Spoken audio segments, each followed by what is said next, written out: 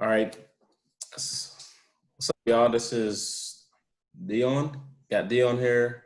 Got Bronson here. We got Rafiyq here as well. Exactly.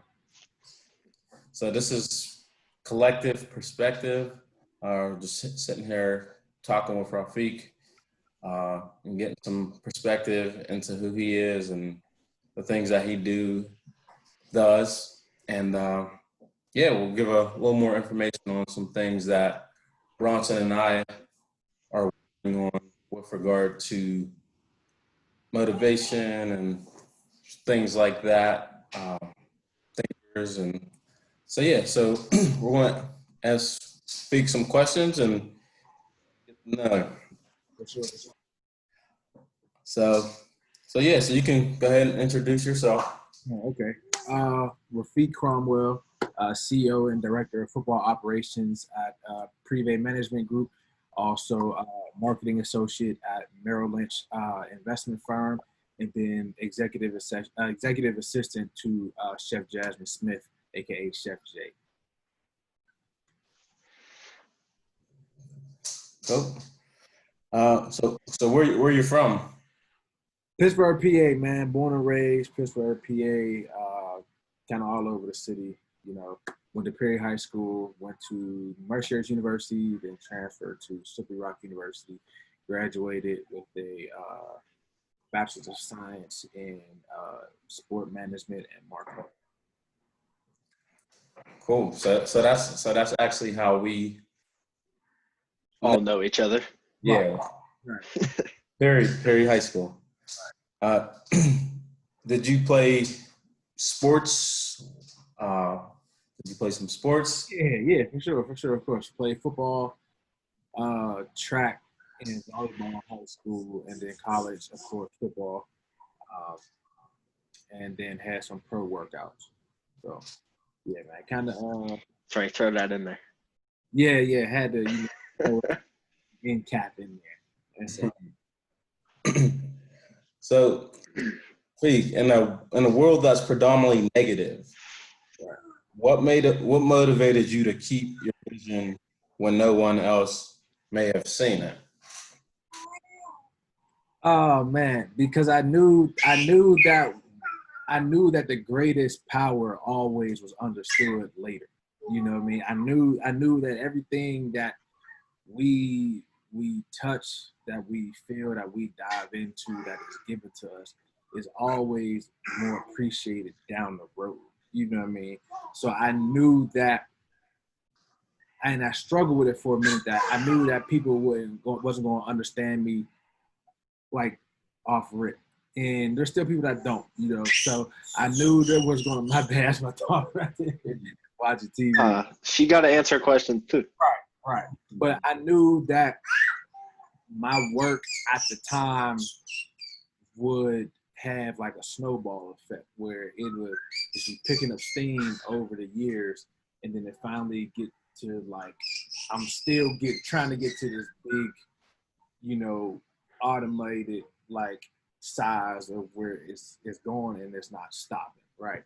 So I think what, like, just knowing that I'm leaving a track record for people to go back and see that I kind of always believe, I always believed I would be successful in some regard, you know what I mean? And it was always a plan, and you can see it deviate, you know what I mean? So I think just knowing that I always had a plan, and then knowing that, like I said, all the greatest and the most powerful things that we get are usually understood later and not really right now. So I think that was the biggest thing, was just knowing that they're not going to feel me now, but they'll feel me later, you know. So. And that's funny that you mentioned that they wouldn't understand. That's some things that we're dealing with regards to, you know, embarking on something new with this motivational stuff and lane that we're going into, because it's certainly a lane, and it's just, you know, trying to communicate that to people and different people and just have conversations, it's a little, it's different because you gotta like really break it down and like explain, and so that's something similar we're dealing with. Well, Sure. Dion always talks about it, you know, now that he's found out like the new ways that you can track who looks at your stuff on Instagram and how many interactions you're getting with posts and things like that. I mean, how many times do you put out a post that, you know, you put some hard thinking into how you wanted to articulate the words? You have so many interactions, but nobody shared it, nobody liked it. And I think it goes back to what Feek says about, like, you know, people, they could read it, they could see it, you could have, it could look as pretty as you want it to look, but these people just don't get it to an extent. They can read the words, but they don't understand the meaning behind them. They don't feel the passion behind them. And So that's kind of when I took on like the I call it the Apple approach or the Apple effect. Honestly, I stopped trying to make everything so complex and so like deep. You know what I mean? I stopped trying to do that, where I made it where it's understandable immediately. You know what I mean? Or you don't even have, like, literally, I can guarantee that nobody in our generation has really taken out the owner's manual for an iPhone and ever actually like read that joint. You know what I mean? You're taking it out the box and you're using it. You know how to make it happen as you go. That's, I feel like that is, I'm not gonna say I feel like, I know that that is like the trigger point for success, is when you can get people to see what it is that you're doing and not really even have to ask questions. You know what I mean? So you guys can stay doing what you're doing, but once you continue to formulate it and focus it, it's going to now get to this refined point where it's like, all right, you know, it's not hard to understand what it is that is being done. You know what I mean? And I think that approach to everything made a lot of stuff so much easier, because even coming up with the name of Privé was just like, you always like, man, what does that mean? I'm like, it's literally just French for private. Like, it's not even anything crazy. You know what I mean? But yeah, it has that feel and that, like, I'm interested in this. Like, yeah, it's intriguing. it's very intriguing. You know what I mean? And then something as simple as like, black is always a very dominant color. You know what I mean? And then burnt orange is really just a very eye-catching color. That's really all it is. And I got the whole burnt orange idea from um what was the fire festival that Ja Rule did. So when they did the promo for it, they had all the models and stuff on. They had them posting the burnt orange square on the same day at the same time, and I was, people, and I did some studying on how the brain works.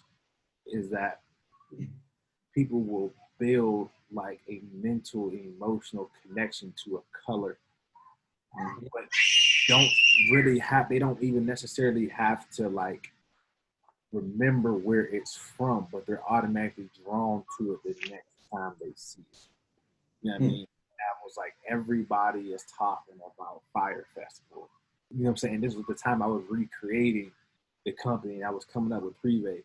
I said, everybody's talking about Fire Festival right now.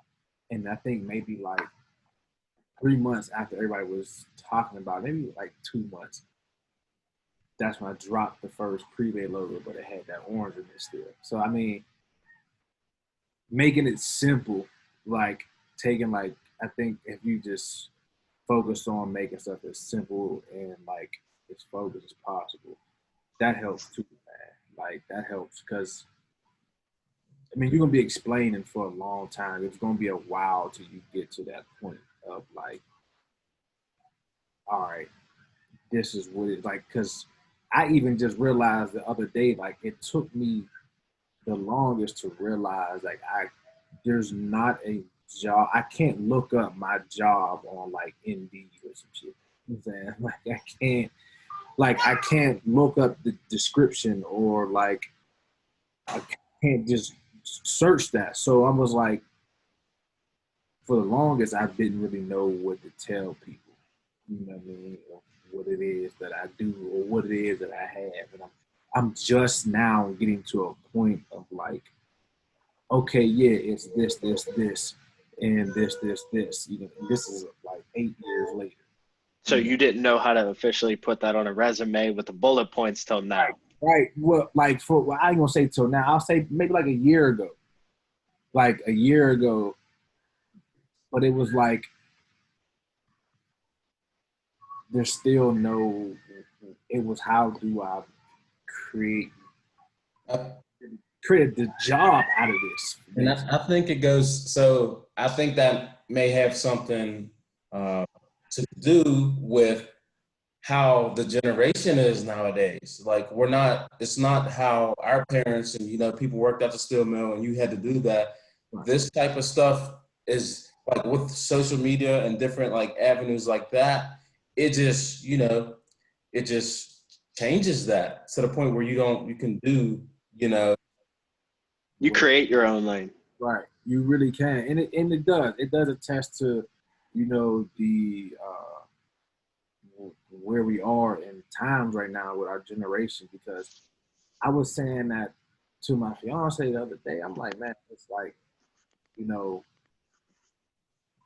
we are in such a place to create anything that we want to create, build whatever it is we want to build. We have access to so much these days.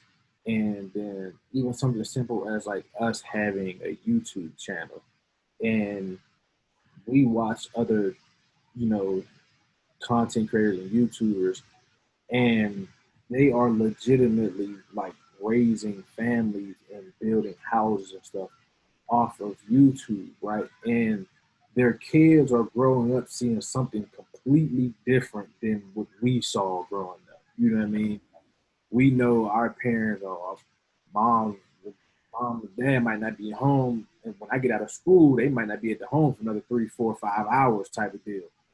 But it's like they mess around and get homeschooled because they at the house so daggone much. You know what I mean? Or it's like, Yeah. you're just seeing a different world where your parents are able to be successful, or you're able to create a family of being successful and show your kids a different route, because these schools really teaching us how to work for other people. That's all they're really doing. You know what I mean? There's no real emphasis on teaching you how to become like Free thinker or anything. Yeah. an owner, like how to own corporations, how to do this. Like there's so much stuff that I mean, we can get into all this. I promise you, so much stuff that people don't know that I'm learning. And I'm like, if I would have learned this like 10 years ago, gee, I'd be. I mean, even on the basic level, there's not things that are probably you could consider a necessity that are not taught. I mean, think about how many people know how to do their own taxes when they get out of school. Right. Very little. But not even that. Even something as small as like people understanding credit score. That's what I'm about to say. Like credit stuff. You know what I'm saying? Literally was just about to say it's something as small as knowing your debt to income ratio and stuff like that. Like even something as small as that, people don't know this stuff. You know what I mean? And I'm learning some of this stuff, and I'm like, gee, just imagine if you had like just basic courses in high school and college to teach us some of this stuff, so that we come out here, we know, because this really is like the corporate America game is different, yo.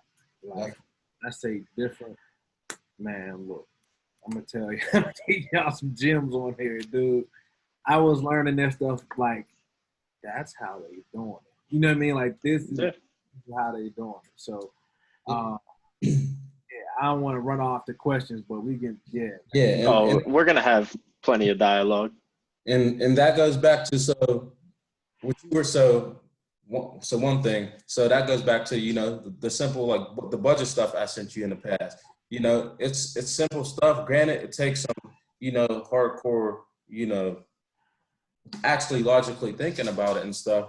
But that's kind of like, so our movement is, you know, to like to open your eyes to just like thinking and like just logically thinking about even the simplest of things. Yeah. So Yeah. so we'll go into question number 2. If we didn't cover it and all that. So how do you manage the work-life balance that comes with the career that you are in? I'm still working on that, honestly. And I have those talks with my fiance all the time. It's about um, me, like, I'll have a reflection moment of saying, like, I know I need to do more of this, that, or I need to do better at this or do better at that. Or I try not to have phone calls at a certain time. And it's a little hard right now because so much is happening West Coast for me. It's a lot of times I have no choice certain times but to take these phone calls. And they may be around like right now between like 6 and like 7 p.m. type of thing. Not super late, but it's later than it's a few hours later than I'm usually done with phone calls here on the East Coast, you know. So it's little stuff like that um, I'm working on. But honestly, just being aware of like time and like the value of time and space and stuff, like being aware of that, I think helps do that for me because I can't I can't explain to my 1-year-old daughter that I was tired from being on this plane for 5 hours type of deal. And so I can't say that to her right now. She don't care about that or understand that. And she just want to play. You know what I mean? So like I have to be rational within myself and remembering like she's not going to remember or even understand. She might not remember how much I was gone or even understand me saying certain stuff to her. But kids also react to either that absence or that presence regardless, you know? So it's being aware of stuff like that, man.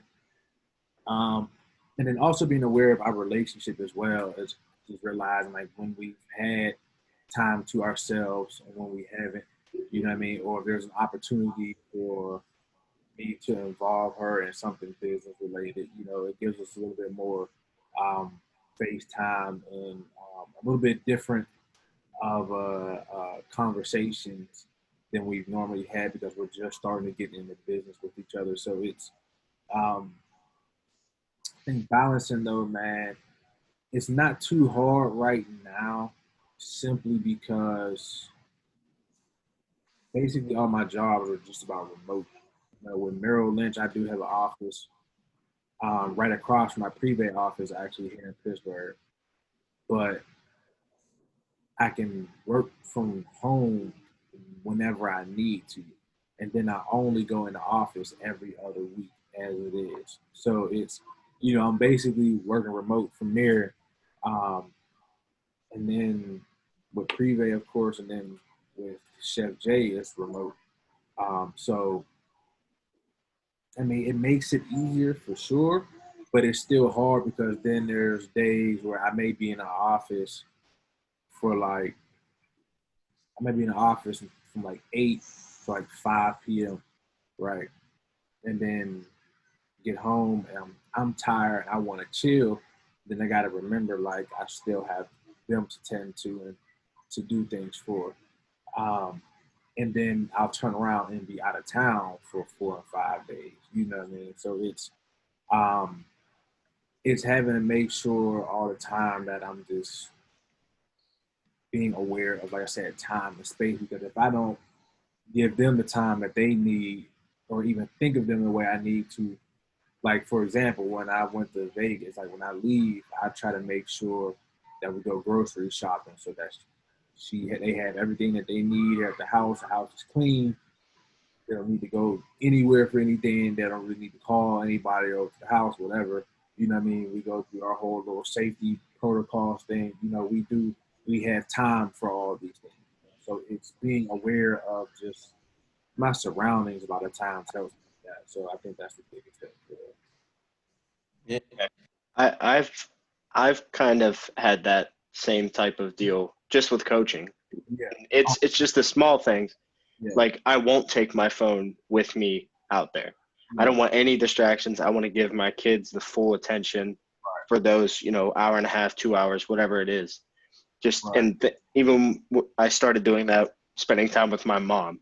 Same thing. I try to put the phone away, so I'm not even tempted by it. Just to be present in that moment. So like you said, when you're at home. You're trying to devote yourself to them wholeheartedly.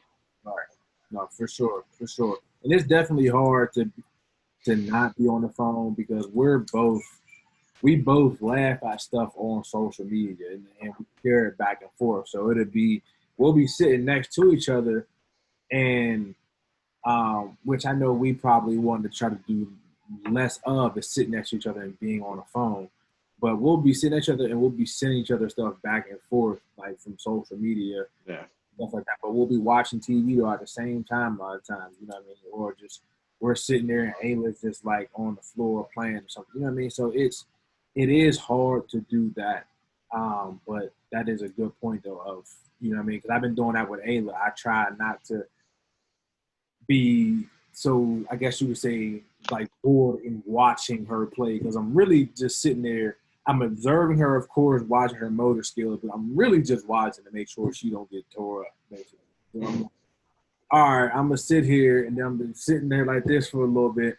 Then it's here, all right, you cool, you ain't really doing too, you know what I mean? Like that's super hard, but I have gotten better with just like leaving my phone in a different room completely and taking my Apple Watch off, you know what I mean? So that's definitely a good point for sure.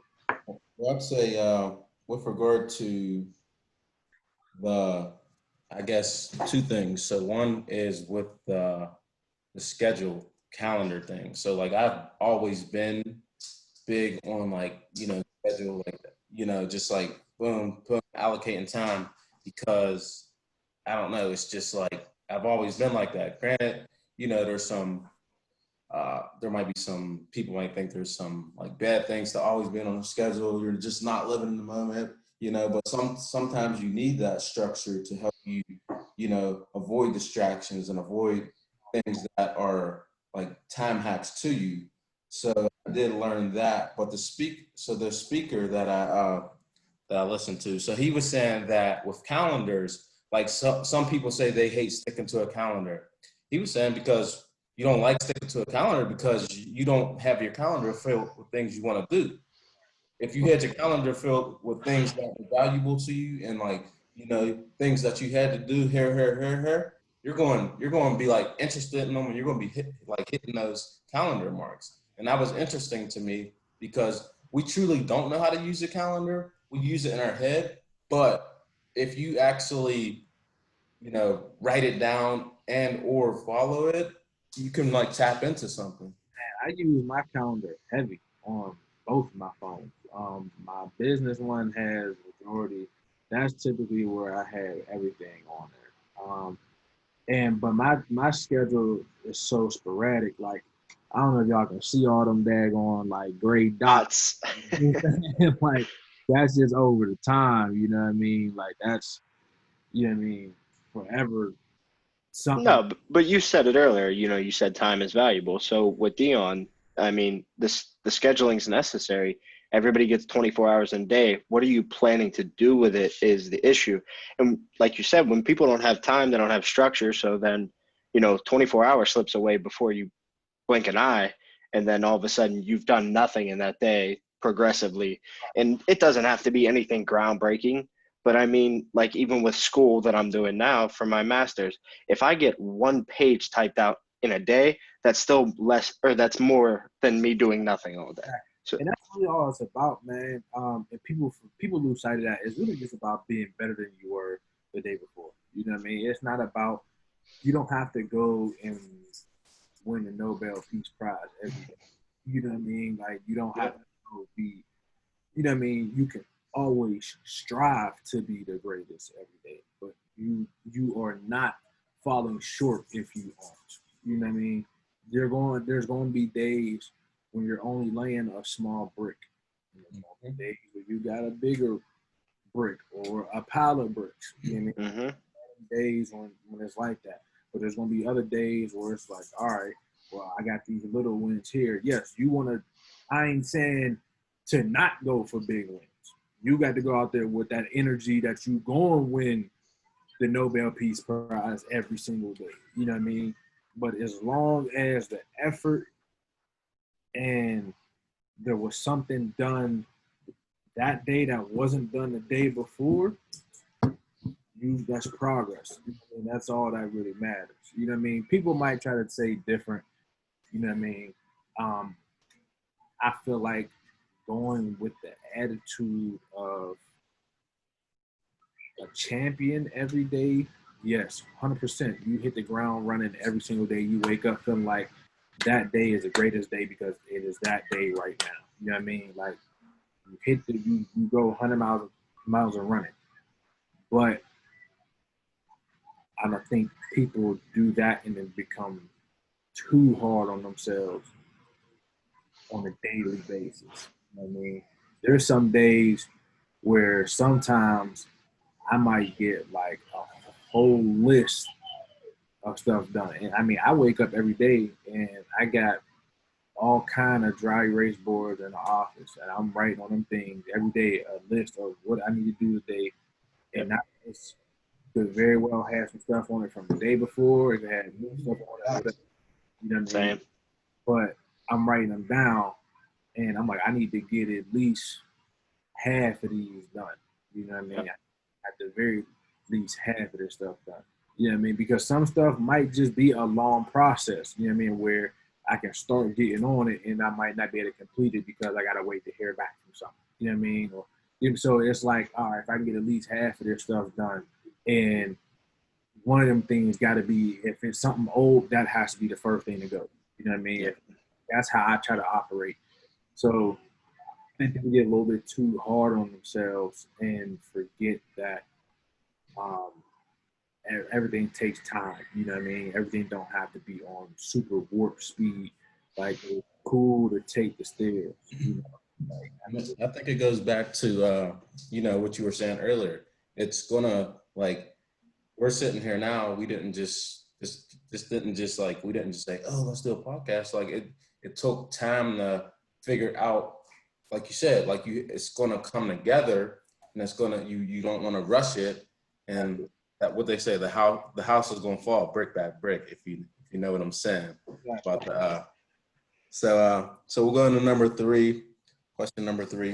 So at what point did you determine that football wasn't in your future the way you thought it would be? What was the transition like from being a player to now being behind the scenes? Oh man, I could tell you. I remember like almost the exact moment, man. It was. Told you would remember the exact moment that happened. It was like parts. It was after one of D Brown's workouts. It was after one of his workouts, and I was walking to the car. I'm like, man, I'm sore. Like my knee, feet on fire. I'm like, yo, I'm like really sore. And then the next day, I woke up and my right knee was like a little swollen for real. I'm like, man, I ain't really been having no knee problems since college. I was getting my knee drained a lot. And I went to go to D Brown again. I chilled that day, went back the day after. I iced all day.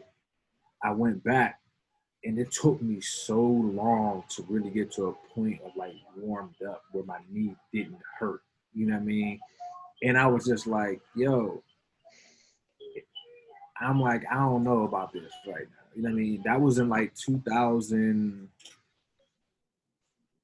It was like middle of 2017. It was like middle of 2017. And then at the same time, I had helped my boy.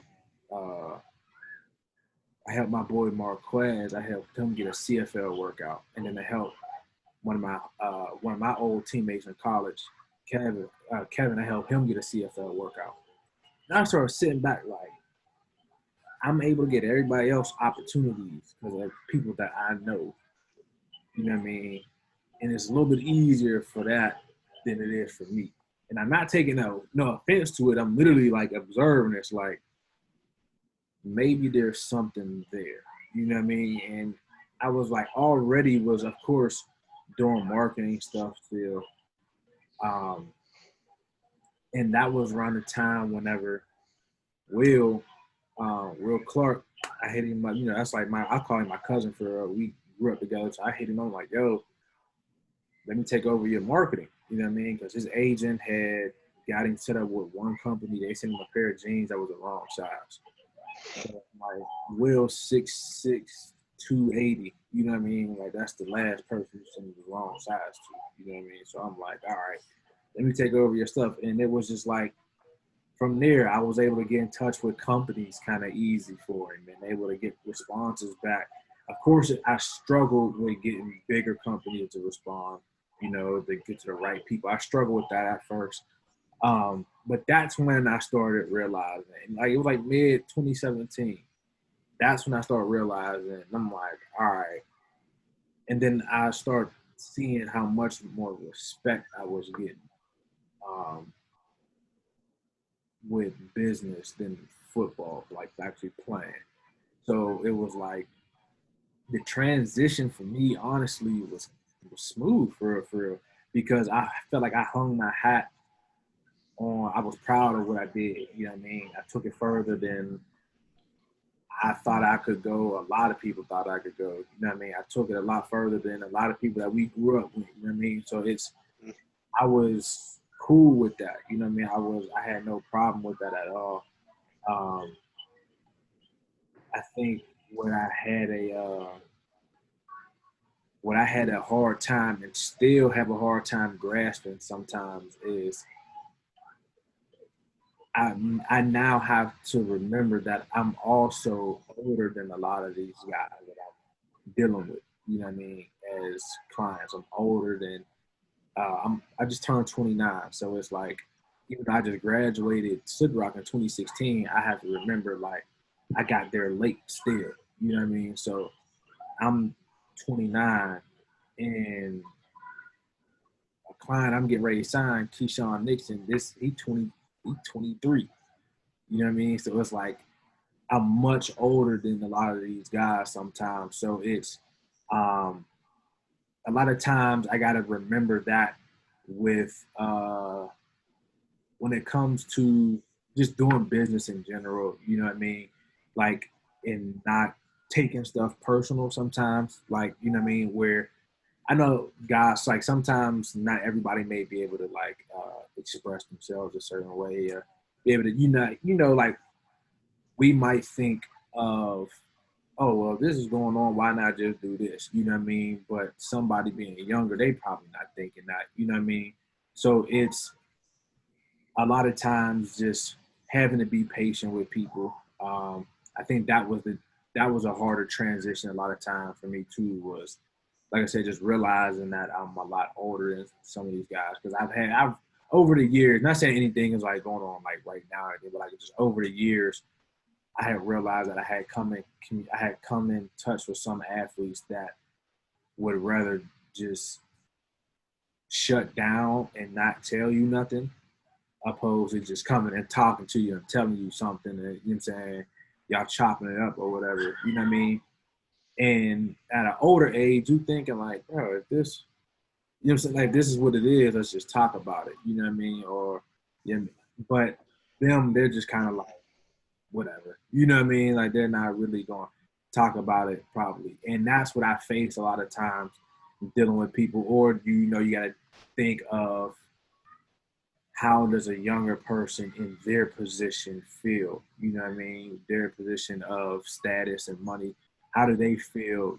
How do they process stuff? You know what I mean? What have they been through? And you got to remember things like that too, because it's not always that it's just, them just being young and not listening. They're in the position a lot of times where they're the one out of the bunch that made it. You know what I mean? They're the ones out of the bunch of their friends, their whole city probably that been made it. You know what I mean? And now they're in the NFL and these guys are they're instantly looked at as millionaires. A lot of them are.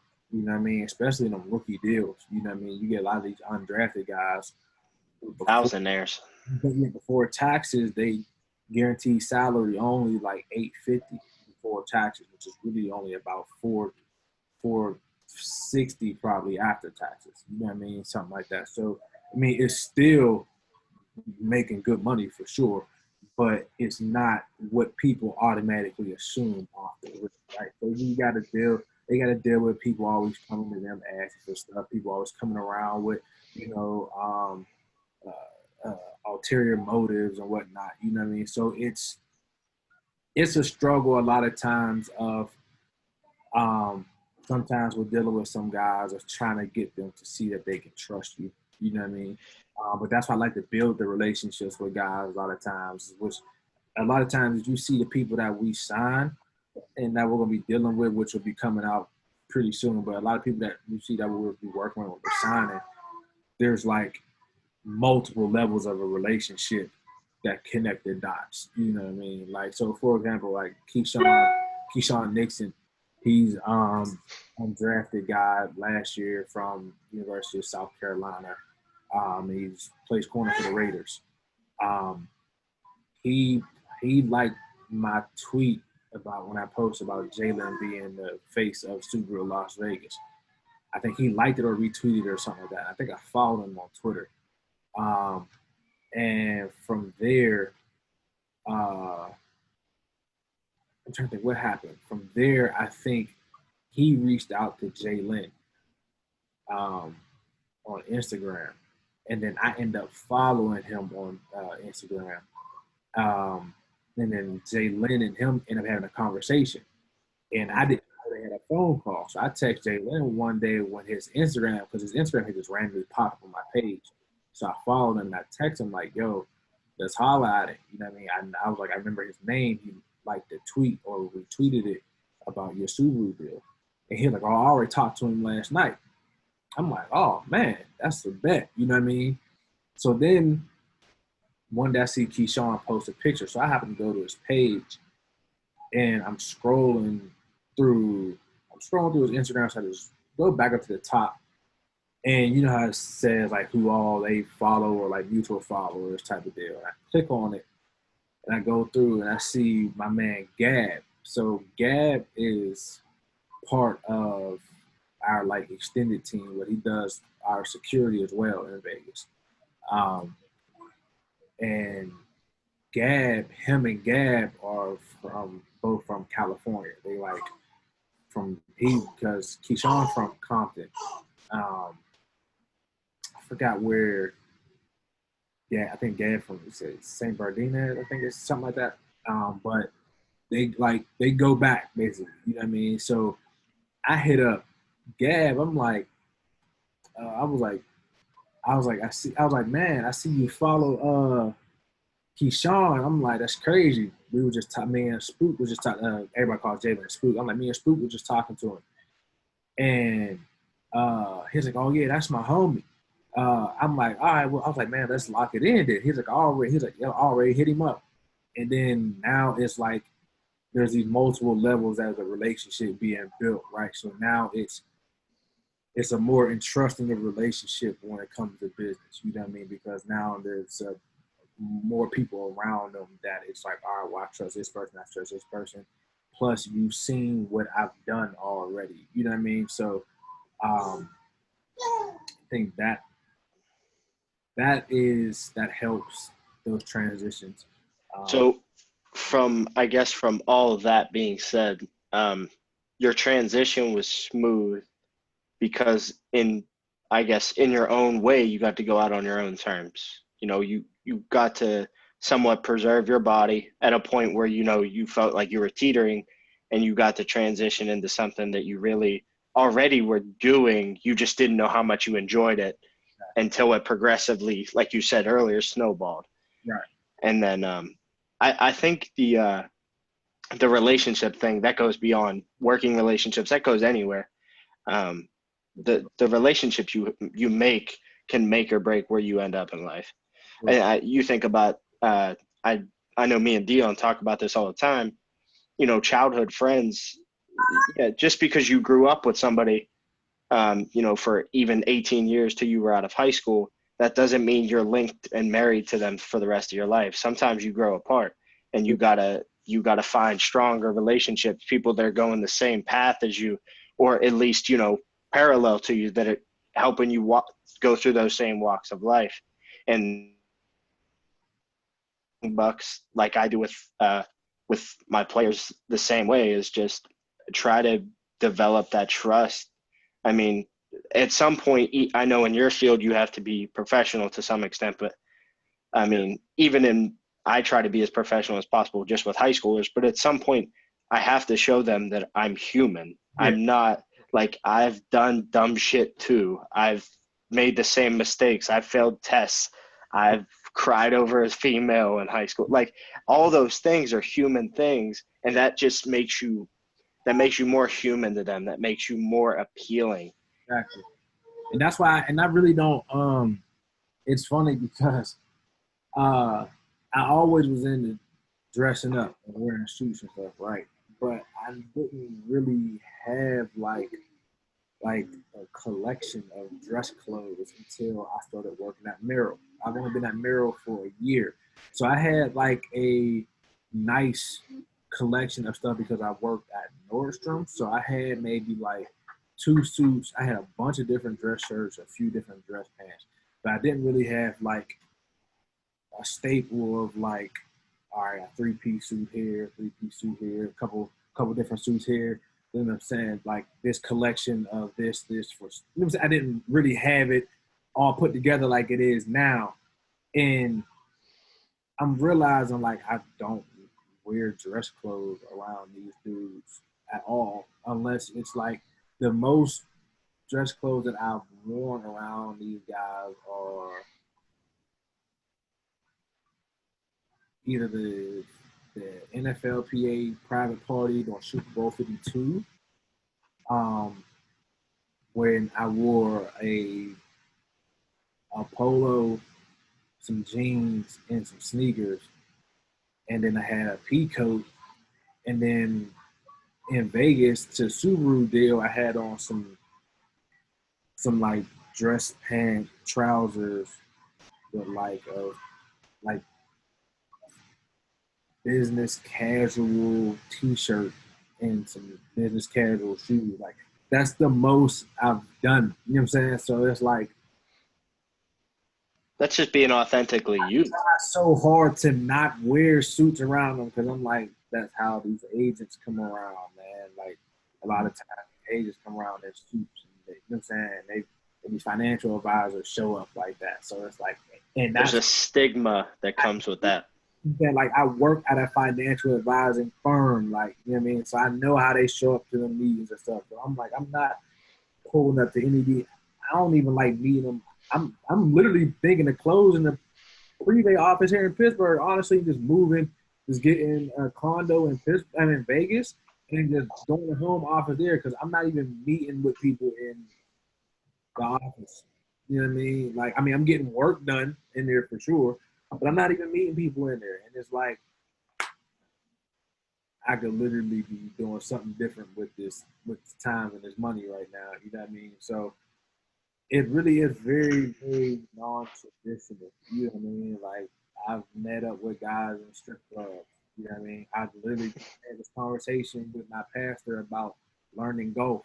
You know what I mean? Like, I'm legitimately like, all right, I need to learn golf, get my mind right on it, because that's where them big boy talks happen. You know what I mean? And it's like it's also a part of like being it's kind of how they like judge you in a sense.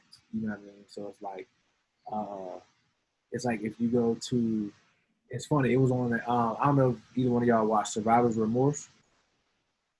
You know, if you get a chance, if you got Showtime, I know if you got Stars, there's LeBron's show he produced called Survivor's Remorse. There's an episode, I gotta find what season episode it was, but basically it's about a basketball player, young black dude.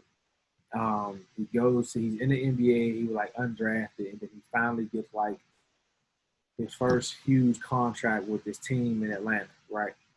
And then he gets another huge contract with them after that. You know what I mean? So he's moving up crazy, right? But then he's from um, Dorchester, Boston, and he's from just the slums. You know what I'm saying? But they got all these people coming after him, wanting stuff and asking for stuff, and then they're dealing with all kind of craziness in their current life, right? But his cousin Reggie Vaughn, his cousin is like his manager, agent. You know what I mean? Was his cousin's manager, but he helped negotiate his team contract too, right? But his cousin is now trying to elevate himself at a point, right? So he's trying to expand his business wings and get even more clients or getting other stuff. So the team owner of the basketball team that his cousin plays with invites him to play a game of guts. And at this like $100,000 buy-in, and it's like a select group of people. And the owner of the daggone team is a billionaire. You know what I'm saying? So he gets to this table, and it's literally like a test of your character. It's like LeBron. It's like some dudes from like other behind the scenes business owners and shit. You know what I'm saying? Like it's, you know what I'm saying, literally like they're judging you off how you play the game. You know what I mean? And they judging you off how you handle your wins and your losses. And it's literally like they'll look at that stuff and decide to do business with you or not. So it's like if I'm not versed enough to be able to go on the golf course, you know what I mean? At least do a little something. I ain't got to go crazy, you know what I mean? I just got to be able to at least handle my own little bit, keep afloat, but be able to keep the conversation going and play the game. I can do that, bro. That's all they want to see is as long as you can be able to have a conversation. If you could just get in the room and handle yourself well, I think that's huge. And I think that's, so as far as like leaning into, before we go into the next question, I think that's leaning into, all right, as with regards to the social media world, how, how your mindset has to be with regards to the type of things you're into, that, when you on these social media sites, that everything like someone's chiming in on something, like you have to come to the point where you don't have to respond to everything that you see. Everything doesn't need a reaction. And I think that's a challenging point with social media, to how to distinguish that and understand and learn to do that. And I think that's like something that needs talked about, but it's definitely it's a skill to be mastered or learned at some point. It saves a lot of time, effort, disagreements and things like that. So, a lot of people definitely need to pick that one up for sure. So we'll got 2 more questions. So let's see which one we want to ask first. I think go with number 4, simply because he was just talking about content of character, being judged at those tables. All right, so you could go ahead and ask him that one. All right, Rafiyq, just talking about, like you were saying, about being judged on character. What are some of your core values that hold near and dear, that continue to progress you and turn shape you into who you are today as a businessman, as as a father, soon to be husband, things like that? Oh man, it's essentially what the company is built off of: the same values: faith, passion, trust, and legacy. You know what I mean? It's that embodiment of this everything.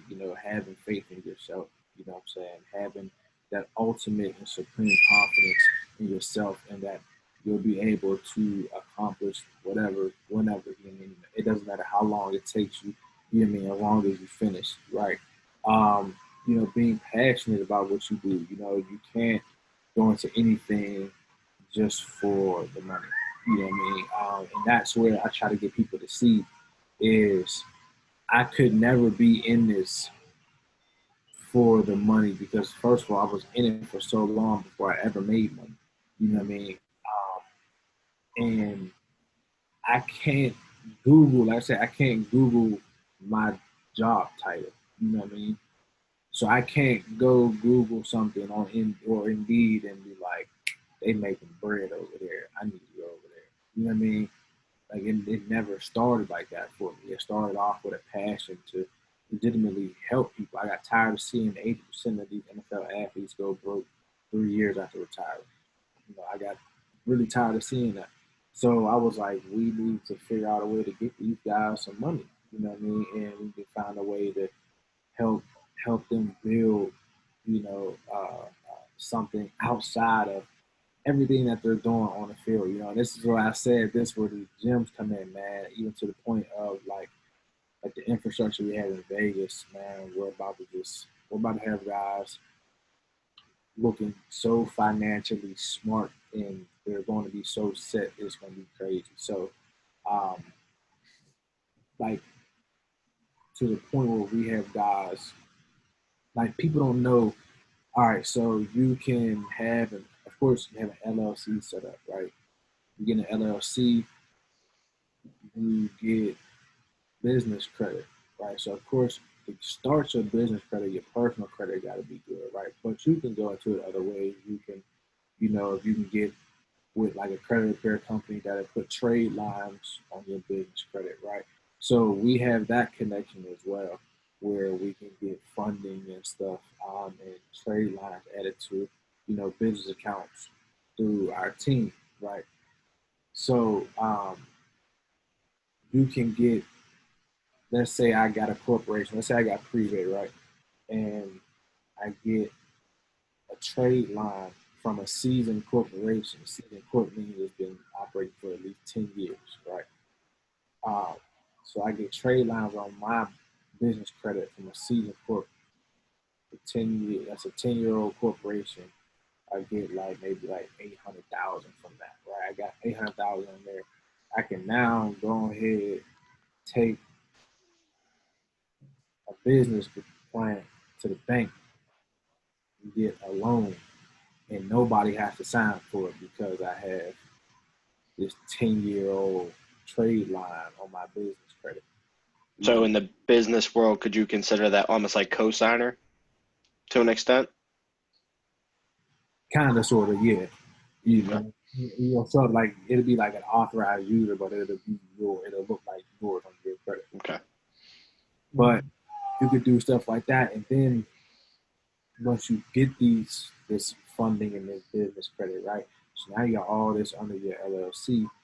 You can go ahead and put everything under your LLC. But you do this, you have multiple LLCs. So you get Shelf Corporation, you make Shelf Corp, you get a bunch of different LLCs and for a bunch of different things, and you have this attachment to these seasoned corporations, right? So when this is what like Trump is doing with all these companies. So it'd be having all these houses and these cars and all these buildings and all this other stuff, all this be under business credit, right? It'll never affect none of his personal credit. So when one of them go bankrupt, all you do is go ahead and take that funding and put it into one of the other corporations. You go already had an LLC made, go ahead and get the funding to this next corporation. He ain't never gonna get denied because it's not on this person. You know what I mean? So it's a crazy game to play, even to the point where you can, if you buy a car under your corporation, I gotta look at the rule. I think it's a 193 or 143 or something, 197, something like that. But it's one of them rule numbers like that. You can write off the car 100% based off how much it weighs. Like, legitimately just off the weight of the car. So it's like my team down in Vegas, like our drivers, they Rolls Royces, they got the Sprinters, they got 600 Benz, they got 4 or 5 of them. You know what I mean? These dudes was building Wyndham hotels and it's getting crazy, bro. You know what I'm saying? So it's like, and this is ran by a guy who's an attorney. So it's like he knows the tricks in the trade and he's telling us this information. I'm like, wait a second, you can write off the car 100% to how much it weighs. So you basically, it was just crazy how it was making sense. You know what I mean? And then it was like he said something. It was basically how you can get trade lines on your credit, right? So you can invest like 5,000, right? Into You can invest like 5,000 and get access to I think 50,000 in credit cards or lines of credit and That'd be trade. like a secured, like that's the secured, that's the investment to open it up for. Like it's like the investment into getting like um you'll get like I said like some trade lines, but these would be like older trade lines that's been held by somebody else or some type of time. But you'll get your own. You know what I mean? And he was like, you can go ahead and you can get, you know what I'm saying, you go through that, you can go take the money back out that you done already invested into it. You know what I'm saying? Get your money back. He was just breaking it down. I'm like, yo, this is why like this is why you don't see a lot of like you see a lot of this, like you see a lot of families, like it's old families that be running shit, because they don't tell us about none of this stuff, man. Mm-hmm. Like they don't tell nobody about this stuff. They keep it like, for example, the daggone the Raiders' new stadium. Jerry Jones owns part of that too. It's people that own the other part of it is Jerry Jones' brother's kids. And It's like Jerry Jones' brother, his brother's kids or something like this. It's literally just their whole family. Jerry Jones just wrote the biggest check. That's how the wealthy stay wealthy. I said Keep it that's in the fam. crazy. That's crazy to me. I'm like, and I didn't even know that until I got out there. You know what I mean? And then it was just like you hearing stuff, man. It's crazy, bro. It's that's crazy. why, that's why I think, you know, that's why I'm glad that, you know, I went through what I went through to get like where we're on this call and what we're trying to do is because you have to think about stuff or like, you know, like you said, what your passion is.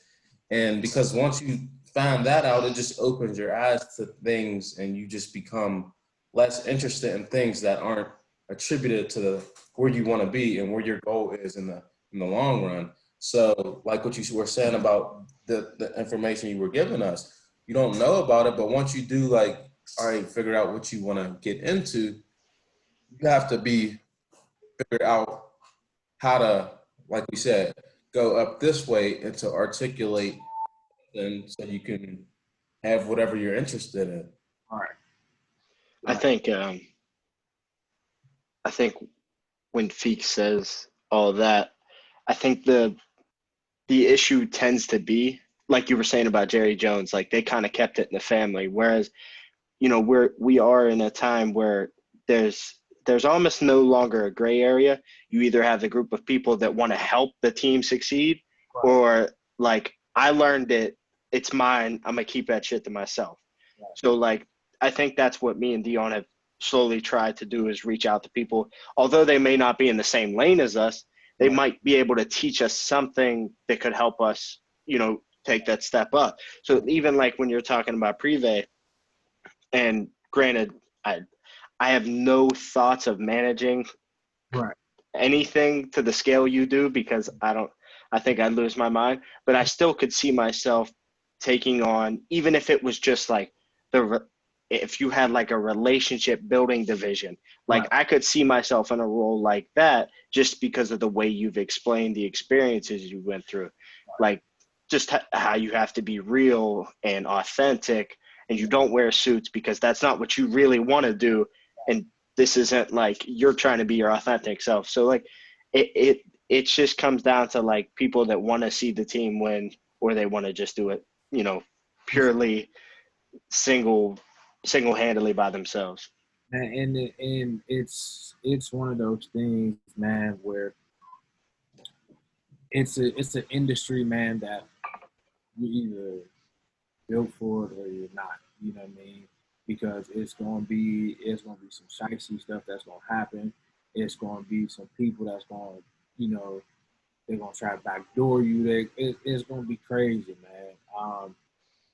There's it's literally one of those things you gotta have a true passion for it. And I've had moments where I'm like, do I even feel like doing this still? You know what I mean? Like, do I feel like I'm chasing the right thing right now? Like, am I supposed to just be working a regular job? Like, there's nothing wrong with that, but is that what I'm supposed to be? You know what I mean? Like, am I just supposed to, you know what I mean, just get, like, am I supposed to just fall in line? Am I not supposed to go off on this different path? You know what I mean? Like, where am I going? And it just was one of those moments where it was like, um, I forgot what it was, man. It was just in the middle of the night because I had just left Anthem Sports Group. And I was just really trying to figure out, like, man, am I done doing this? Because I was getting ready to start this job at PNC Bank. I'm like, man, I can get there, I'm saying, make my way up, get into the marketing department. I know I can do that. You know what I mean? So I was like, all right, am I going to take that route? And I ended up coming across my man, Donnie, in the Donnie Blaylock. Me and him, they got cool because of the story the Shade Room did about me. And he's from Michigan, but lives in LA now. He's a model. He went like viral for some videos a couple years ago, but he's done a bunch of party promotion. He was in LMA's Boot Up video. Um, he's been in some movies. I got him in Come to America 2. Yeah, I got him in the second one of that. We had did a Bel Air deal together. I got him a commercial with ORS Olive Oil Hair Care. We did a lot of things together, but he kind of got me excited about getting back into management and marketing and stuff, right? And that's when I had created Prevay, and he was the first client I had signed. And Jalen and I met because we lived together briefly, training for our pro days. And we was always cool. We was always tight. Always follow each other on social media. We had each other's numbers already. We would talk all the time. And he hit me up one day, like shortly after I signed Donnie. He hit me up and was just like, bro, I need your help. I need a team. I need you on my team. But I need help with my brand. I'm like, man, I'm here. You know what I mean? I signed him. He was the first athlete I signed.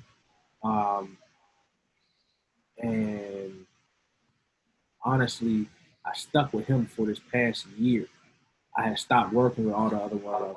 I was working with Marcus Allen for the Steelers. I was working with Steve Nelson, Terrell Edmonds. I'm still cool with those guys. I was, but still was sourcing opportunities on their behalf. You know what I mean?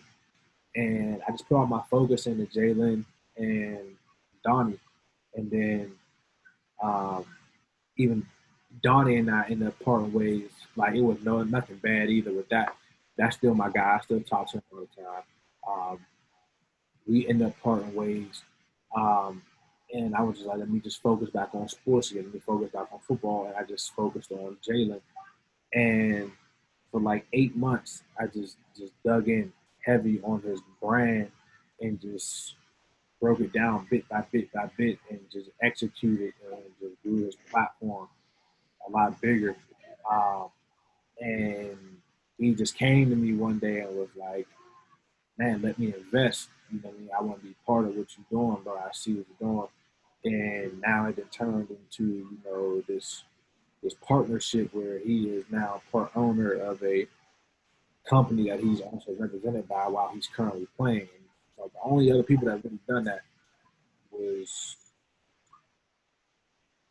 LeBron and Maverick and Rich Paul. You know what I mean? So it's like it has a very unique dynamic to it. But it was like I really had to find like a real passion for it. You know what I mean? I really had to dig deep. It was like, is this what I love to do? I mean, I found it, you know what I mean, the passion for it, you know what I mean, and seeing it was seeing the result of all the seed I planted like 5 years ago finally coming back around. You know what I mean? It was seeing all that happen and seeing that come to fruition like that. Um, that was like that was really like the turning point for me because I had tried for so many years to get an investor. Like I said, there's nothing about this industry. There's nothing about my job that I can Google. I can't go do an evaluation of what does it take to an investment startup to start up a marketing management firm. You know what I mean? I can't go really Google that for real. You know what I mean? Especially when it come down to sports specific. I can't really Google that too much. So it makes it hard for someone to want to invest because they're like, hey, I believe in you, but I don't know this industry. There's not really much in it I can find, like. And I had my guy, Kalen Patel, great business partner of mine out of Chicago. He was like, he was gonna commit 250K. But he was just like, and this was in 2018. That was in 2018. He was going to commit 250K. And this is when I was starting to formulate the idea. And I was just putting in the paperwork. Yeah, I had just put in the paperwork no, I lied. This was the very beginning of 2019 when that happened. I had just put in the LLC paperwork for prepay. So it was the beginning of 2019, and he was saying he was going to commit 250K. And I'm like, man. But he was just like, I just don't know the industry. There's not maybe like a book to see like what my return on my investment would look like. You know what I mean? So that was always the struggle for me was like, how do I get funding for this? There's no none of these organizations in Pittsburgh that are geared towards small business really have like marketing. They're not really based around stuff like that. It's typically something that's like a direct to consume, self, like a buyer to consumer, you know what I'm saying, or a business to consumer concept. You know what I mean? It's really like a direct product usually. So it was a struggle for me to get funding, which is why I was disguising it a lot longer in the beginning of the clothing line, because it was, all right, well, this clothing can be my front on getting the money, you know what I mean? And then I could take that money and build the infrastructure I need for sports, you know what I mean? And go from it, go with it from there. That was like my angle I was taking at first, but that wasn't working either. You know what I mean? Because it's like people, when it comes to clothing lines, people are even more like, they come and go, which is very true. You know what I mean? Like, they're very, very true. So that was very, very hard, man. So it was like having someone come to you and be like, look, I want to make this happen. Let's do this, that, and third. You know what I'm saying? That skyrocketed a lot of stuff for me, honestly. So I don't mean to, I guess, take a dark turn, but I think a lot of things that, like Dion said, there's a lot of things that need to be talked about that aren't talked about. I think that is definitely more prominent today is mental health. And granted, it doesn't seem like you ever, And that's just me being probably assuming, but I'm sure you had some dark times within those 5 years before those seeds, came to fruition. Yeah. What was that like in your own personal experience? Like, did you hit a rock bottom? Did you really, I know you said that there was a time you thought, is this really what I want to do? Or do I want to take this PNC job? Was Yeah. there just, was there some dark times that you had to kind of keep pushing through? Yeah. Oh man. Dark isn't a deep enough word, man. I feel you. And in 2000, what was that? 2018. I lied. 2017. 2017, man. What? Wait a second. I'm tripping right now. Mhm. That was no. It was 2017. It was 2017. Man, I was in a different relationship, and we had a daughter on the way. So I ended up losing a daughter. She was born premature, man. It was around that same time of like uh, I was working at Dollar Bank at the time. Um, I was just getting my feet wet, really starting to pick up steam a little bit with the marketing, right? Um, and this was like I had Will, I was working with Yoder, I was working with Todd Thomas, um, I was working with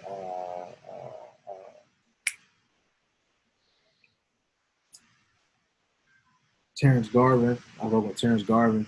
When he was with the Seahawks, and man, I was working with those guys, and that happened, and it just like it was like, man, it felt like everything that bad that could happen, you think it happened, could, man. And it was like I had lost my daughter, then we end up separating, moved out, and I was at I moved back to my grandmother's house, and then so it ended up, yeah, losing my daughter, losing the house, then end up losing like 10 grand in between that time. Um, I was like paying for everything. You know what I'm saying? She had stopped working at that time, so I was paying for every single thing. I was paying for like her bills, my bills, the dog's bills, like sending her mom money and her brother money. Like I was paying for everything for everybody. Like, you know what I mean? Like this wipe wipe me out for I mean, it was bad.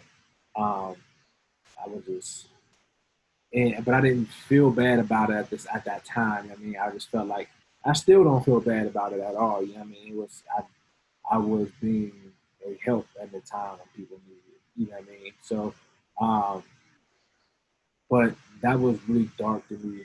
It got really dark to me when I ended up losing my car, and I didn't lose my car like right after that, but it was still rough because nobody had really like during the time when I lost my daughter, a lot of people really didn't. A lot of people just assumed I was cool just because of what they always see me, always me being upbeat. You know what I mean? So I still have stuff I battle with that, and I'm getting ready to start seeing a therapist about. You know what I mean with that, and man, I mean even through that time frame with the transition, I mean, it was hard with that because a lot of that was happening at the same time. Then I end up getting laid off from Dollar Bank. You know what I mean? That's when I end up really being in sports full time, and I was with Anthem Sports Group for that whole time frame. Um, and I was just grinding. You know what I mean? Just really grinding, getting out the mud, man. And it was like, you know. I was in the I'm was and still in a very happy place in my relationship, but was still and still do battle some things that I've been through in the past, but it was definitely I think having that happen at the same time where I actually end up like even it was like I was with Anthem and everything was cool. Then it started going downhill on a business level, not really a professional level, but on a business level for me, it started going downhill. Um, and it was all right. I'm trying to kickstart this restart of everything. You know what I mean? I'm trying to get my car back situation back together. You know what I mean? I'm trying to get this. We're trying to get this living situation together. We're trying to do all this stuff. You know what I mean? And it just kind of like it steamrolled. It got me to focusing on everything. It's just like one day at a time. You know what I mean? Yep. And that, along with my fiance, being being that strong in our faith and going to church, and even when we don't go to church, we're just centering our faith and our energy and really just like I said, taking everything one day at a time, man. Us really getting back to those things, and us being open and talking about the stuff that we go through as well. I think that's the biggest thing is we talk a lot about the things that we had a hard conversations. You know what I mean? A lot of people don't like to have them. Like we have those rough conversations. So, man, I think that honestly though, I think those hard times honestly what made me. Like I lost my brother whenever I lost my brother in 2014, man, and that was rough. That was real rough. And that was another point for me because I was still struggling with. I knew football. I was starting to get that feeling that I knew football wasn't going to work out because I was battling too many injuries. You know what I mean? I started getting that feeling. So that happened around that same time, and that didn't really do too well for me. And I still got stuff with that situation that I'm still working to get over. You know what I mean? But I think mental health, man, is like crazy important, and people tend to. And I know I don't deal with like trauma and stuff the right way. I know I don't deal with things the right way, man. Like I was downtown. I was on lunch break on Merrill, and Merrill is such a like crazy cool corporate job though. Like they don't micromanage us. You know what I mean? Like I could be on lunch break for 2.5 hours if I wanted to be on lunch break. You know what I mean? That long. So I'm just me and my boy John. We was going to go get some lunch, and we're just walking, and when that lady got stabbed downtown across from Burlington, we were there, and um, we were like kind of catty corner, and we both were kind of like, damn, that's crazy. And then just kind of walked to McDonald's like nothing happened. You know what I mean? I'm like, bro, that's not normal. You know what I mean? Yeah. To process stuff like that and go on about your day. You know what I mean? So it's kind of like I'm used to trauma in a lot of ways that people shouldn't be. Um, but it's it's also helped me kind of keep that chip on my shoulder and pull myself up to get to where I am now. And now I'm at a point where, okay, I can now look back and look down and be like, all right, I got to fix this now. Because I use this energy to push and motivate me to get here. And it's like, all right, now I'm up here. I can stand on this. I can look back. I can be proud of what I did and what I've done. And I'm at a point where I know, like, my company really can't fail right now. You know what I mean? So it's now I'm at a point where I'm looking down and it's like, all right, in order to keep going up, I got to get rid of all this heavy mess down here. You know what I mean? So, man, mental health is like. So Yeah. I guess like in your shortest phrase or response, what would you tell somebody who, was teetering on that line of like the straw that broke the camel's back type deal? Like being in that situation, just thinking about all the, you know, the negative outcomes that you were experiencing back then, somebody could easily said, let me just take this, you know, safe job. Let me just make enough to get by and just, you know, whatever dream, settle for what I can get, versus somebody, you know, that, like you said, you put although everything happens for a reason, and I'm sure we all believe that to some extent, for you to stack up all those chips, put them back on your shoulder, and keep going progressively to where ultimately it led you to today. So, like, what I guess, what would your advice be for somebody in that position? You just really got to, you got to make sure every step is accounted for, and you got to realize that when you get so low, there's nowhere else to go but up. You know what I mean? There's really nowhere else you can go. Your back is against the wall, so where else can you go? So you can only go forward. So it's, if you at that point, man, feeling like you're just gonna give up and you're just gonna chop it, you gotta remember that all these successful people that we see, all these rich people that we see, everybody that started from the ground up, they all had like that moment where they were like you said, teetering. They all had that moment of which way am I going to lean until they bet on themselves. You know what I'm saying? And struck big, and it's not going to be fast. But people also got to remember, they say the time frame of like your success is like 10 years. They say overnight success is 10 years. You know what I mean? Like, there'll be a lot of people on like year one. You know what I mean? And they're like, yo, this ain't working. Like, it gotta happen. It's like, bro, you got a lot of time.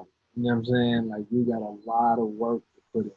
And I be having to tell people, like, yes, professionally, as labeled as a job, as like marketing and management for pro athletes, yes, it's only been like 7 years, right? But from the grand scheme of when I started this idea, I started this in 2010. You know what I mean? So it's like I didn't even get my first. I started the idea in 2010. I didn't even get my first LLC paperwork back until like the beginning of 2012. You know what I mean? So it was like, There's steps. I mean, there was a lot of steps, bro. And I started off raw. I didn't know anything for it. You know what I mean? I started off real raw. So it'd be a lot of people that have not done their due diligence and have not taken the time to really like take the stairs. You know what I mean? To be doing something for 10 years, like that's finally like I was telling my fiance, I'm like, man, I'm appreciative of just even the little things that happen with this job now. You know what I mean?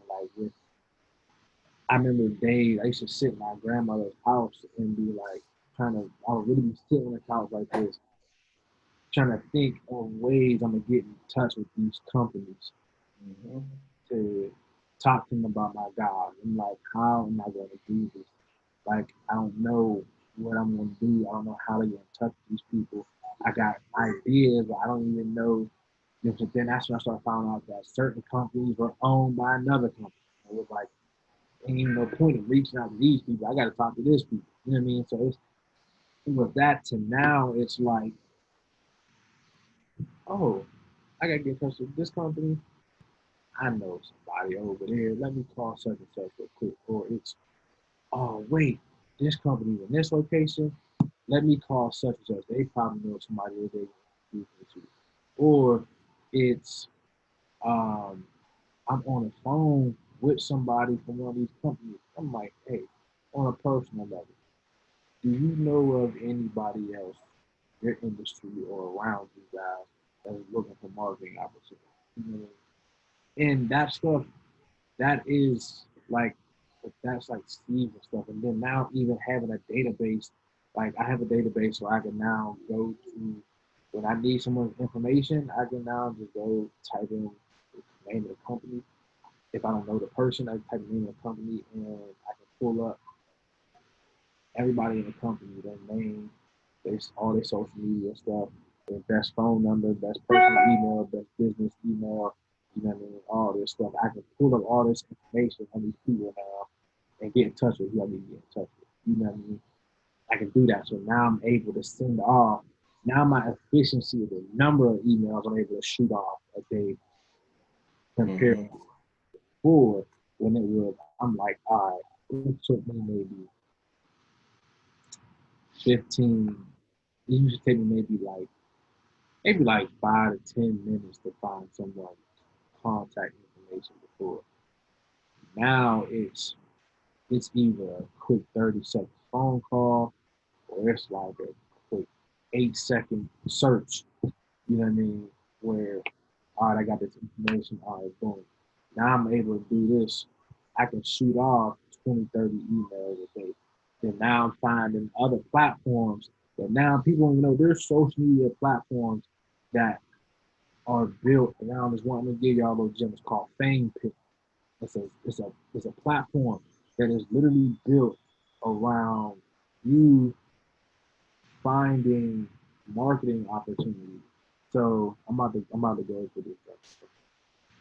And you create like a profile, and when it comes up, like you link all your social media stuff to it, right? But then you can hit like brand outreach. And these are a list of brands that I've selected like by category. So right now there's like Garmin, there's BN Sports, Water, Ultra Running, and One, Pirelli. What was the name? What was the name of it? Fang? What was the Fame name? Pick, like being famous. So FAME Pick. Oh, PI. Fang. They got like Pirelli, New Balance, Brooks Running, Kit Kat, you know, Hershey's, Lionsgate, Jimmy John. You know what I'm saying? Like just now I have this information, and when I click on them, now it gives me directly who I need to be in touch with. It gave me a full name, you know what I'm saying, email address, phone number.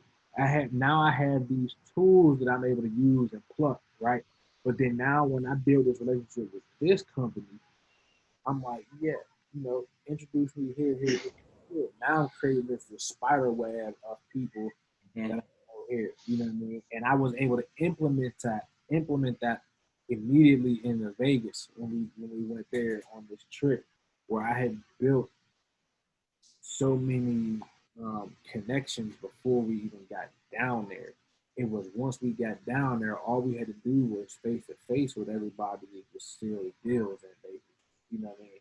So when now we get down there, we have the security, we have the driver, we have, you know, connection to the marketing executive for the Mandalay Bay, who is part of MGM Resorts. You know, we have the connection to our security. Our team that does involving in our security, their family also does security for all the clubs in Vegas. You know what I mean? So, but then now we're also connected to all the marketing reps for all the clubs and all the bars in Vegas. And then also we are now connected to like the big community development department with the Raiders and this Discovery Children's Museum in Vegas, and then like the Sunrise Hospital. It's the spider web has now grown to where we are literally coming in with like a complete infrastructure, right? Where it's like I said before, dude, I couldn't even tell you how to patch this stuff now. You know what I mean? And now I'm finna, like you said, how you give this information, the biggest thing is being able to help people and give this information. So I'm actually starting a OnlyFans, right? And I'm actually be giving out marketing tips. So I'm gonna be just dropping marketing content for influencers, people that want to start companies, companies that need marketing advice. You know what I mean? I'm dropping all kind of content on it. It's only gonna be like between like $12 and like $15 a month. You know what I mean? and I'm just be dropping content on it because it's literally like, because I have platforms coming to me wanting me to be on there, be a performance coach or like a business coach on their platform, but I gotta pay like $200 a month to be on their platform. And I'm like, well, what if I'm paying $200 a month and for the first 2-3 months I don't get any solid contracts? I'm like, now I'm in a hole, $600-800 probably. You know what I mean? Now I gotta work my way out of that. So, excuse me. I said, how can I give this information? And then people would hit me up asking about, what are my consultation fees? I'm like, it's $60 an hour. And they're like, I remember somebody just recently, somebody was like, man, why can't you do that? But I really want to sit down with you. And I'm always like, look, we can work on the price. You know what I mean? I don't mind doing that. When it comes to certain stuff, like people still pay me to do logos and websites and stuff. And I don't mind working with people on a price because that's not my main That's not your driver. You know what I mean? I know I'm good enough to get it done for people, you know what I mean? But I'm also not going to beat people over the head. I've been running the same price for like almost 2 years. And I've been like 200, 250 is usually like where I cap at for it. But even then, I'm like, people can't afford it. I'm like, if you can't afford it, you tell me that. You know what I mean? I don't really budge. I mean, I don't really care. Like, I'm not going to be an asshole and not budge or not give you a discount or whatever. You know what I mean? But it was one of those things where I'm like, how can I give people this content to where I can still generate solid revenue from it without feeling like I'm giving too much and not getting enough back. You know what I mean? And I was like, shit, I'm gonna just do an OnlyFans. Everybody talking about it every day. You know what I mean? Yeah. It's gonna pick up news. Like if I start booming, it's gonna pick up news. Like this man that got an OnlyFans. This is some solid some solid content that needs rewinded and I think we're at that point. Yeah, so when you want to promote that OnlyFans, we're putting this excerpt of this out. That's cool, bro. Like, I don't think that's cool, bro. Like, I promise. I'm waiting on. I keep having to do. I've been like trying to get the verification process done. The page is already created, and you just got to get your identity verified before you can add your bank account and then add like your pay rate and stuff. So I keep having to resend pictures of my ID. So whenever that get verified, that's when I'm gonna start pushing it. Watch, but I'm gonna do it so dope though, bro. Like watch, it's gonna be crazy. It's gonna catch a buzz. I know it is, bro. And Feek's gonna have all our boys from high school being like, I ain't trying to pay that. You trying to do that for free? yeah. Look, and if y'all don't, you'll see kind of how I got this idea. I read this book. I've been reading the book. I got finished reading. It's called Contagious. It was referred to me. It was a book Nipsey Hussle read. It's called Contagious. And I think it's by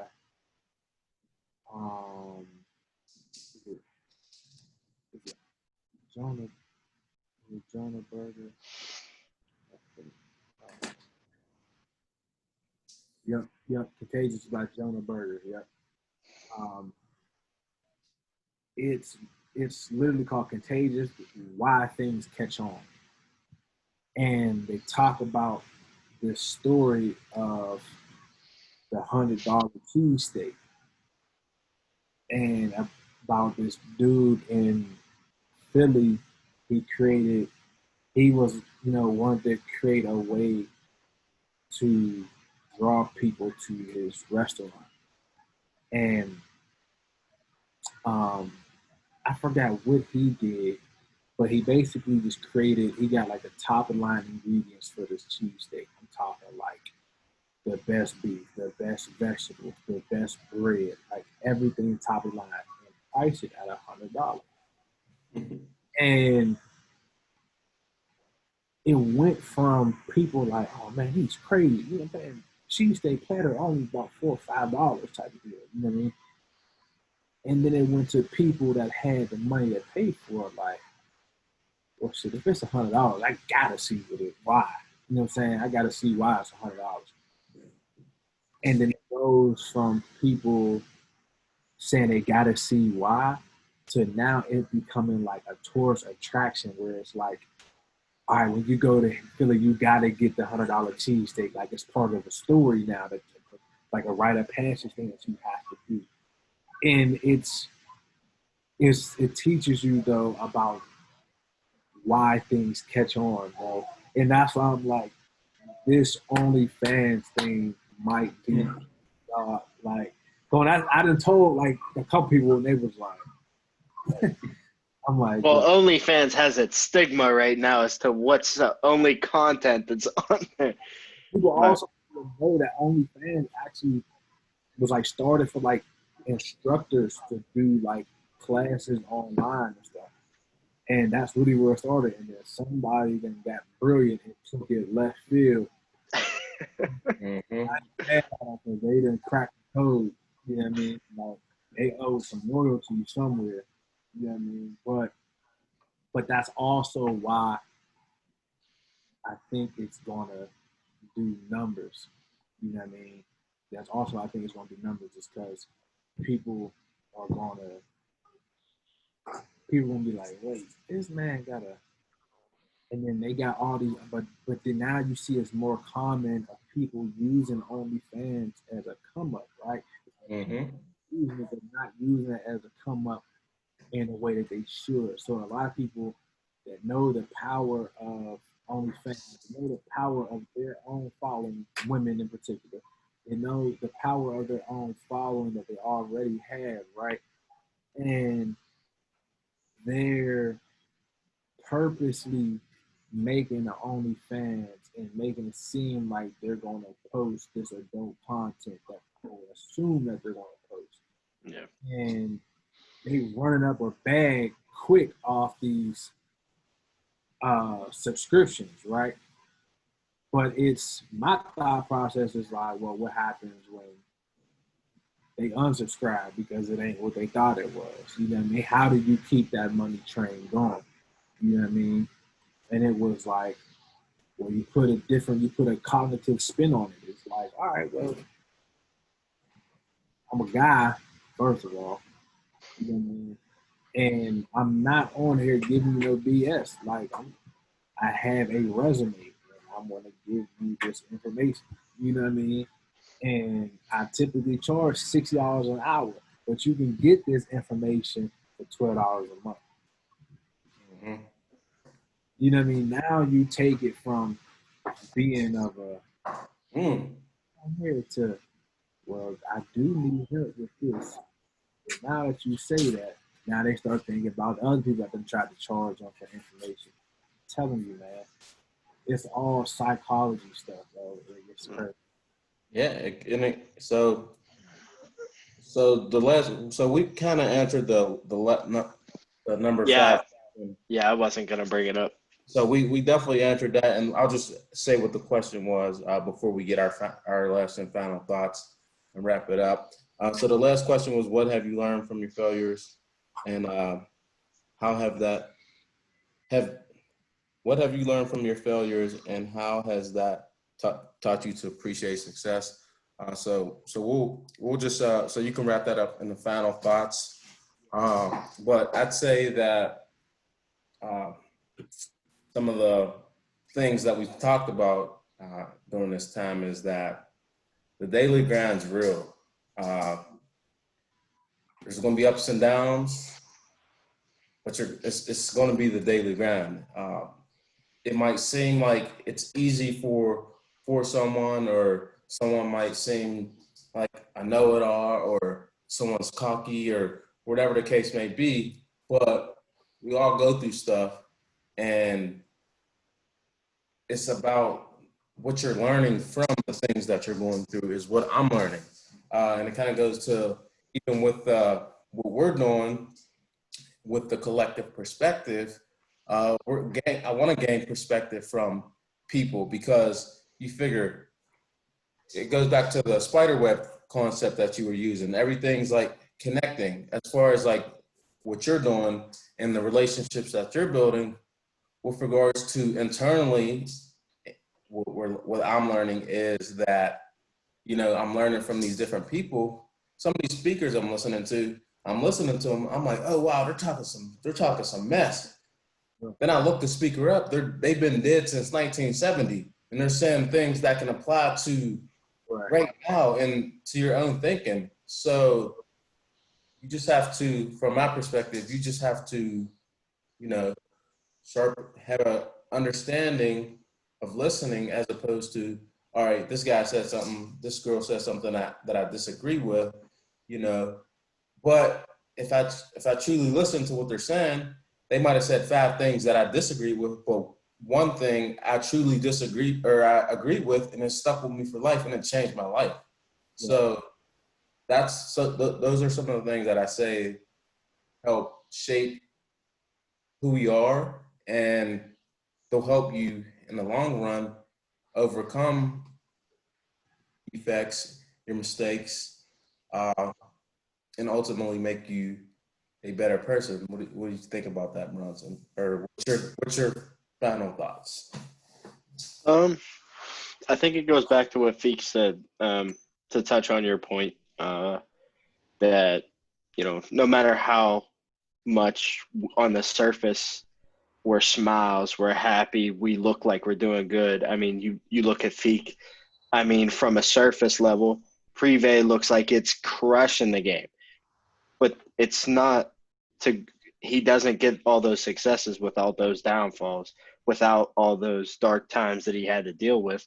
And I think that's something that kind of tangles in everything we already talked about. The mental health, he had to go through some things there. He had to go through those times without people, you know, checking on him. They just thought, oh, Feek got that smile on, Feek still got that motivation, so nothing's bothering him. Meanwhile, he's getting eaten up inside by plenty of things. So as much as everything ties in, it's just a constant daily battle with life and everything it throws at you. I mean, no matter what you're doing, whether, I mean, I've been uh, I've been laid off for what, 3 months now. Although that sounds terrible, you know, to me, I took it as a blessing. It gave me 3 months to focus on school so I can get my master's and, you know, focus on, I get to spend more time with the players I coach because now I don't have work. So I get to spend those 3-4 hours of practice just devoted to them. So, I mean, there's always a silver lining. It's just, I mean, going back to the name, it's how you look at the perspective of things that can really change your whole life. For sure, for sure. And I agree, man. I think, dude, like everything that you go through is really kind of like it shapes you for where you're going. That it's your response to it. You know what I mean? It's your response to, you know, that really shapes what direction you're going to go. You know, and like you said, there's always a silver lining in your downfalls, man. I never really got too caught up in when I would like have like a downfall for some time. Especially something like from a job, like I would leave a job. So I never really got too upset with that. Um, One, because I wasn't a guy that really would get fired from jobs to begin with. You know what I mean? So it was when I only got let go from 2 jobs. That was Dollar Bank and PNC. And they both were for lack of a better word, shitty reasons. You know what I mean? But they both also put me in a different mindset. You know, that was kind of like that was my quarantine and you know what I'm saying, my pandemic before everybody else went through it. Because whenever I lost my job, whenever I lost Dollar Bank, I was working for myself for a year. You know what I mean? So I was out here doing Uber. You know what I'm saying? I was still managing players. You know what I mean? I was doing everything. You know, so I was doing whatever I could. I was working for Bell Hop, the leading company. Like I was doing whatever I could to really You know what I'm saying? Make it happen and make money. And I found that I could make money and I could survive and make good money without being at a job that required me to physically be something all day. You know what I mean? That's when I started realizing like that was like 2000. That was like 2018. Like 2018 going 2019, and I'm like, man, like I could really, really do this. And then when I left Anthem, um, that's when got a job again because I knew I could make it work on my own, but we had Halo over there, and I'm like, I can't roll the dice like that right now. You know what I mean? It's not just me anymore. You know what I mean? So um, I ended up getting a job at PNC and was there, and I was there for maybe like a good 3.5 months, something like that. And I was in the sales department, and a customer called him because he was mad that his account was overdrawn, and it was an ACH transaction, so meaning that they had his account and routing number. You know what I mean? So I'm explaining to him like, listen, I want to help you out, but I just want to let you know, here's why your money got taken. They had the account and routing number, so they were still able to pull this money regardless of if you had it or not. And you don't know what you're talking about. You don't know what you're talking about. I'm like, look, there are only two companies, man. I know what I'm talking about. I've been in finance for some time now too. No, no, you stupid as hell. You acting stupid. I'm like, look, I'm trying to help you, man. You know what I mean? And he didn't want to. He wanted a supervisor. There wasn't a supervisor available. I'm like, look, I don't have a supervisor with you right now. I'm trying to help you. He ended up cussing me out all crazy. He told me I'm recording this. I'm like, so am I. So basically, make a long story short, they fired me because he made a complaint. I said, so y'all fired me for me telling him the information he needed to know about why the money got taken.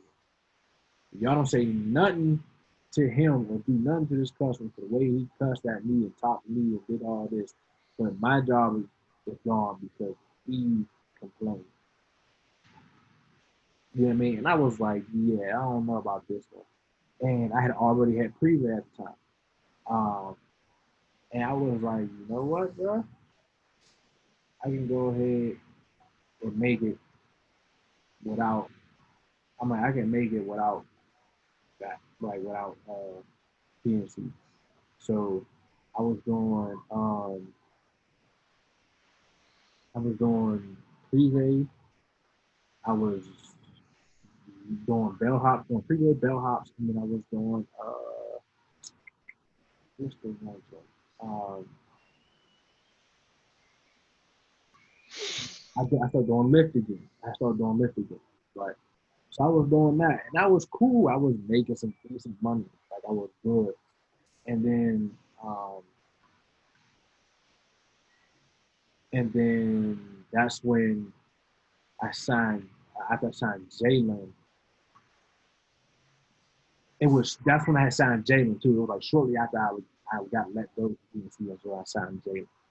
Um, and so I was definitely cool then. You know what I mean? I was making a couple G's a month just off the monthly retainer between Donnie and Jalen, and then Donnie was bringing in deals. I was making at least an extra like 1,500 a month off Donnie from marketing deals. I'm saying on top of, I'm saying I was making probably like, I'm saying another like almost like 4 G's a month just off retainer between him and Jalen. So I was like, cool, bro. I'm like, you know what I mean? I can do this right now. Um, but then I was trying to get the insurance stuff situated, and I was like, man, I need to get these benefits right. You know what I mean? And the company was taking too long to hit me back. Um, through the payroll I had set up.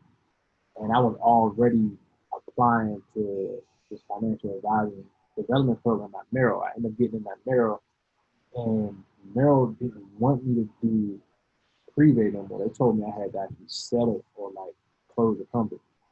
So I actually just put it in my mom's name, and I had closed a business bank account down because it was with Bank of America. And I had removed prevay stuff out like my social media bio. And since this is where I started to mess with the system. And since I closed the business bank account and stuff down, I had I put the ownership in my mom's name. I had my clients still paying me a retainer, but it's paying to me directly now. So now what's coming through my payroll and all that other stuff. So I was collecting more of this money under the table than I was before any daggone way, but they still had my salary still there now. Like I'm still there now.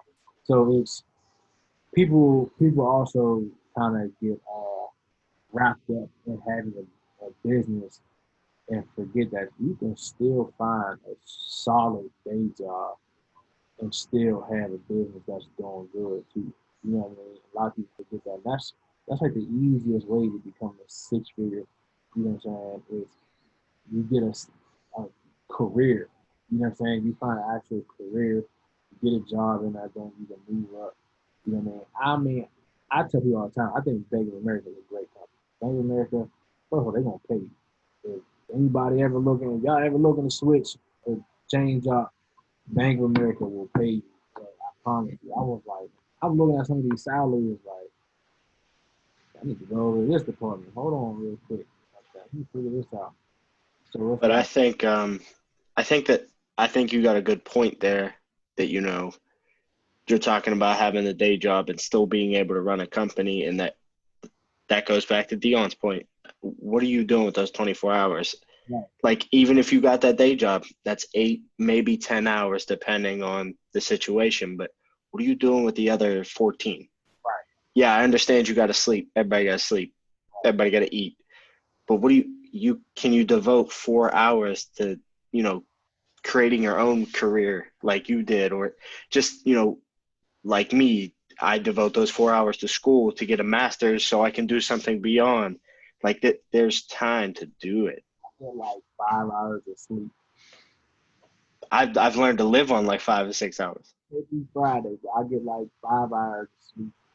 Saturday, Friday going into Saturday, and Saturday going to Sunday is the most sleep I ever get. Usually I wake up around like 8 o'clock, 9 o'clock, just sleeping in for me. So, like it's really, but I'm kind of like I'm just used to it. I'm used to getting up and hitting the ground running and doing stuff. So it's like, I mean, it don't bother me for real, man. But like you said, I just try to stay busy as much as I can for real, you know. Yep. Waking up early, it allows that. Like I think Khalifa said, I used to think going to sleep late was boss shit until I started waking up early. You get so much stuff done, so many emails out. It, It just, you there's know, just something about being able, like, even if you just get up to get your workout in, Yeah, like if you get an hour workout in and it's only 6 a.m., yeah, think about how many people are still gonna sleep 3 more hours, and you got all this time to progressively get better. Even if we said like one little thing, one little brick, if that's all you do all day, but you did that before most people were even awake, there's just something like that feels triumphant in that. yeah. That's how I am, man. People always when when I'm up anyway. I take my fiance to work every day, so I'm up 5 o'clock in the morning every day. That's just I've committed myself to that since like we started dating for like that's been like that. I've been doing that for almost 3 years now. You know what I mean? So I'm up 5 a.m. regardless. And it got to a point for me where and that's what I was doing it with Lyft. I was like, well, I'm already up. As soon as I drop her off, I'm going active. I'm knocking out a bunch of rides. I'm like, I'm making $100 before noon. I'm like, bro, I'm cool. I could chill if I want to, for real, you know what I'm saying? But then that gave me the ability, all right, now I can go run errand if I need to. I can go get this done. I can get this sports business done. I can do this, I can do that. Man, it's really about how you utilize stuff, man. People not utilizing all the time in their day, for real.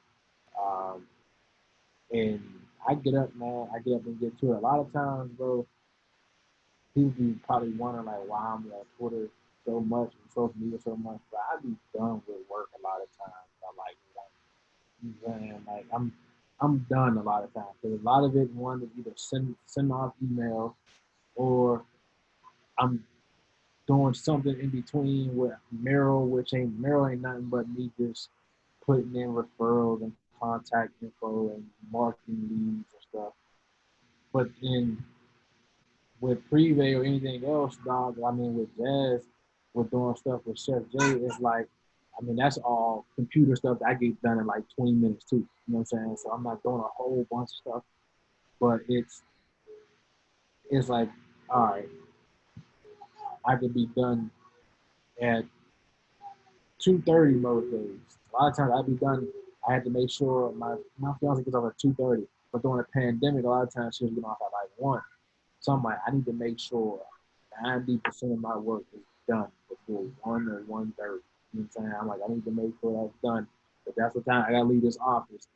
And I'm not paying another $26 to park in the park. No, that's right. So I'm trying to come in here and figure out and this and be as efficient as possible. And that's really what's Okay. real, bro. So yeah, man. Cool. Cool, man. Well, I think we're just about at 2 hours. I think we got some valuable talk time, man. Uh, Thanks for joining Collective Perspective and taking the time. And I'm sure we'll talk behind the scenes in the future. But thanks for being the first guest on the. Sure, man. I appreciate y'all for having me, man. I do. I think this is dope what y'all got going on here, bro. You know, take advantage, man. Take advantage of this time we have right now and really realize like these companies, man, they don't really like they don't really got your back completely how they say they do. You know what I mean? Like I tell people this all the time. You don't gotta be a multi-millionaire to be successful, man. You don't gotta be like some huge like figure. You can have a job, man. You can own a company that maybe you cool with it. You only making like a little 3K a month from it or something. But I'm saying that could be your bills. You know what I mean? And that's helping you save your regular paycheck. And you cool with it being at that. You ain't worried about it getting too much bigger. That is cool, but you gotta have something that nobody can take away from you. Like for real. Because there was a point when I was out in Merrill, and I transitioned positions, and it was supposed to be like a 2-week process, and it took them 7 weeks. And I technically didn't have employment from 7 weeks. I'm like, bro, if I didn't save and if I didn't have pre-rate, I'd have been SOL. You know what I mean? Like, and that was and that's crazy because that happened right before the pandemic. You know what I mean? And I'm like, you know, it's of course a blessing to be at such a big company that they not worried about payroll stuff. You know what I mean? Like that's a blessing, but it was seeing the power within myself. Like I was able to hold myself afloat. You know what I mean? So man, if y'all don't take anything from what y'all build, nothing. Yeah, I know. Take nothing what y'all build from there, man. Take that. Man. Just keep going. That's it. Sure. Keep going. All right, guys. Well, until next time, we out. And thanks for joining. Appreciate you, brother. No doubt. Peace out. Hold on, let me turn it off. Let me turn that stop the